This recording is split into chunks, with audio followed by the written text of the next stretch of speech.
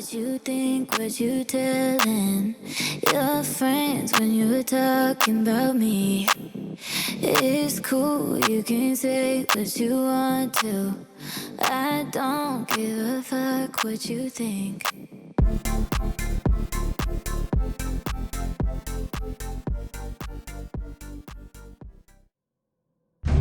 Deep within the murky waters of Xochimilco, Mexico, lies an island so unnerving, it's enough to send chills down your spine, the island of the dolls.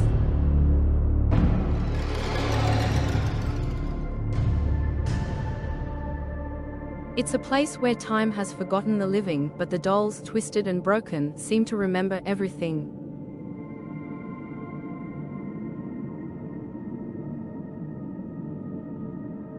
The island's only inhabitant, a man named Don Julian Santana, discovered the body of a young girl floating in the canal, and in a desperate, chilling attempt to appease her restless spirit, he hung a doll in the trees.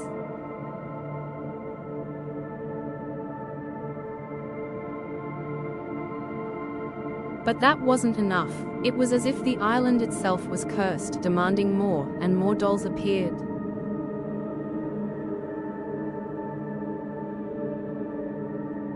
Some with missing limbs, others with vacant eyes that seem to follow you no matter where you stand.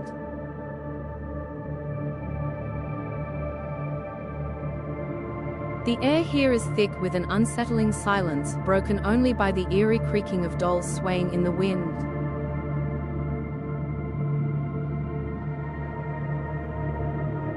Locals say the girl's spirit never left, and she's the one who chooses the dolls, bringing new ones from the canals, as if she's still searching for something.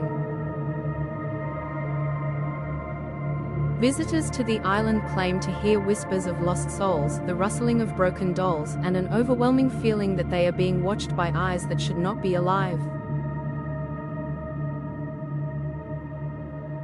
The island of the dolls isn't just haunted, it's a place where the dead are still watching, waiting, and forever haunting.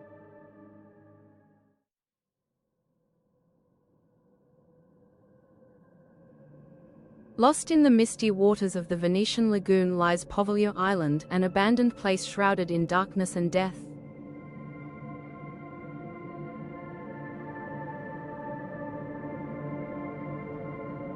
Once home to a plague quarantine station, it is now known as one of the most haunted places on Earth.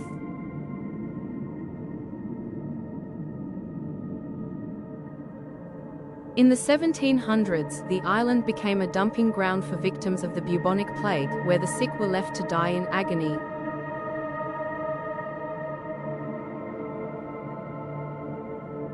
But that was only the beginning. As time passed, Povolio was transformed into a mental asylum where patients were subjected to horrific treatments.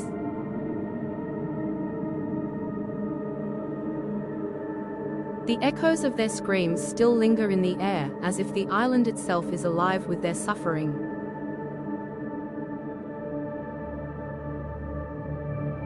Today, the island is forbidden to visitors, but locals still whisper of strange occurrences, the sound of footsteps in empty buildings, voices carried on the wind, and the unsettling feeling of being watched by unseen eyes.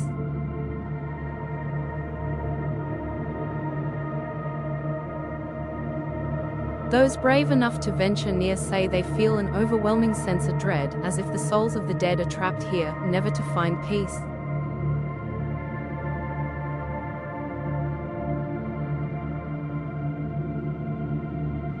Povolio Island isn't just abandoned, it's a place where death lingers, where the past refuses to stay buried, and where the spirits of the lost are still waiting, calling to those who dare to listen.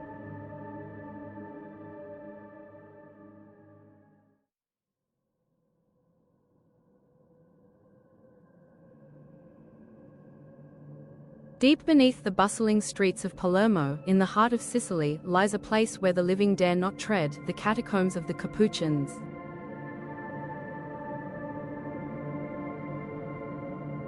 This underground cemetery is unlike any other, for here, the dead are not buried, but preserved in their eternal slumber.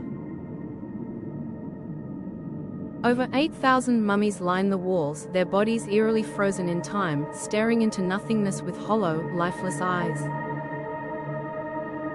As you walk through the dimly lit tunnels, the air grows thick with the scent of decay, mingling with the damp, cold stone. Each mummified figure, once a person, now stands as a macabre witness to history. Some dressed in tattered clothing, others hanging in their finest garments, as if they're still waiting for the moment they'll be called back to life.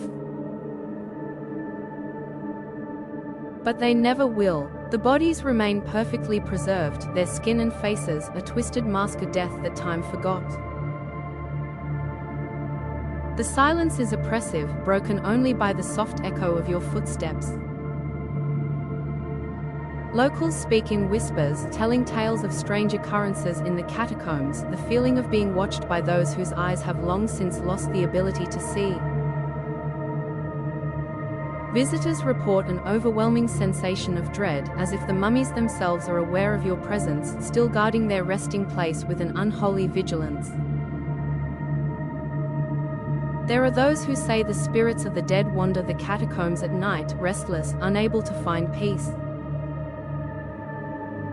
The catacombs of Palermo is not just a place of death, it is a graveyard where the line between the living and the dead is blurred, and the dead are forever watching, waiting, haunting the very air you breathe.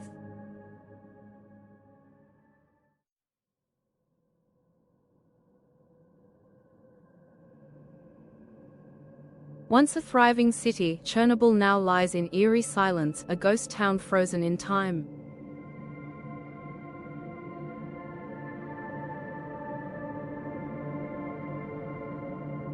The haunting aftermath of the nuclear disaster in 1986 has left this place deserted, a monument to human folly and nature's wrath. The streets are empty, the buildings crumbling, but it's not just the ruins that send a chill down your spine, it's the stillness, the feeling that something is watching, waiting.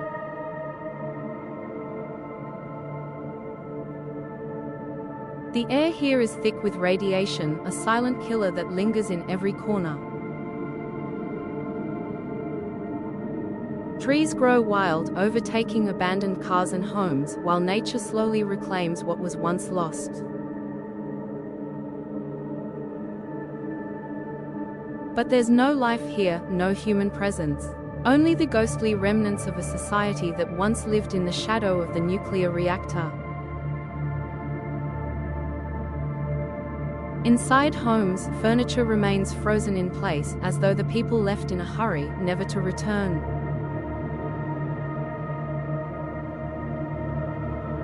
As you wander through the deserted streets, you can almost hear the echoes of the past, the laughter of children playing in the parks, the hum of busy marketplaces, the faint whispers of lives cut short by an unseen disaster. But now, all that remains are abandoned toys, forgotten clothes, and the haunting silence that fills the void. Pripyat, the nearby city, was once home to over 50,000 people.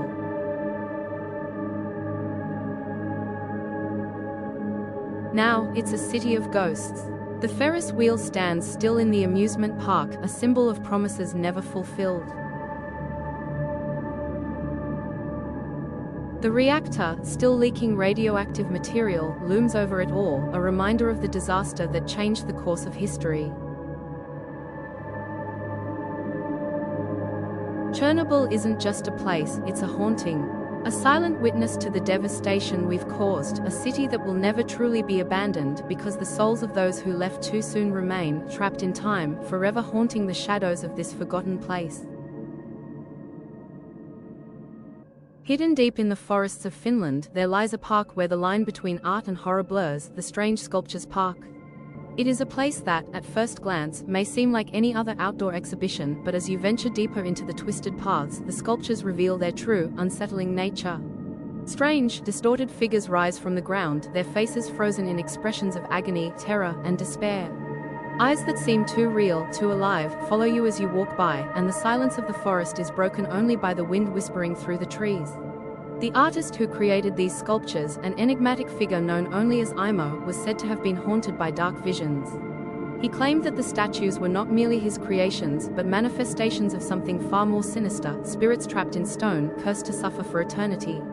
Each sculpture, he believed, represented a soul lost to the darkness, its torment captured in every grotesque detail. Locals speak of strange occurrences in the park, visitors who claim to have seen the statues move when no one was looking, their twisted limbs shifting in the shadows. Some say the sculptures are not just stone, but something darker, something that draws in the souls of those who come too close. They whisper that Imo himself was consumed by his creations, disappearing one night without a trace, leaving only his horrifying sculptures behind. As the night falls and the shadows stretch across the park, an overwhelming sense of dread settles over the land. The statues, once seemingly lifeless, appear to grow larger in the dark, their eyes now glowing faintly, watching anyone who dares to enter. The air grows heavy, thick with the whispers of the past, the restless souls trapped in stone, desperate to escape. No one stays in the park after dark, for it's said that once the sun sets, the statues come to life, reaching out with cold, stone fingers to drag the living into their eternal torment. The Strange Sculptures Park is not just a place of art. It is a cursed ground where the dead walk and the living are warned, those who come may never leave. It's cool, you can say what you want to. I don't give a fuck what you think. I know what you think, what you tell